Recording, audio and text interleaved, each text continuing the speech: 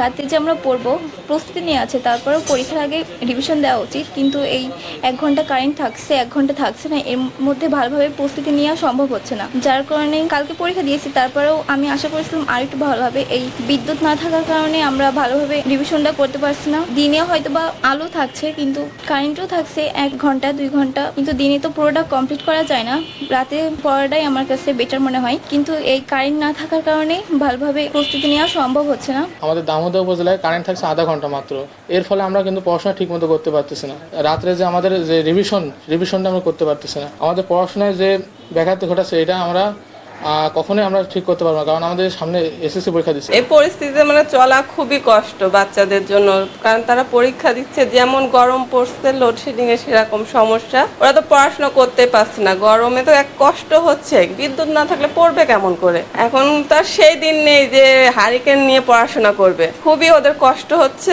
আকুল আবেদন জানাচ্ছি পরীক্ষার মধ্যে কারেন্টটা যেন একটু দেয়, আর বিশেষ করে রাত্রে। দিনের বেলায় তো বাতাস না থাকলেও গরমে কষ্ট করে পড়তে পারে, কিন্তু রাতে কারেন্ট না থাকলে কেমন করে পড়াশোনা করবে বাচ্চারা? পরীক্ষা দিচ্ছে, কিন্তু মেয়ে পড়তে পারছে না, দিনেও না রাত্রেও না।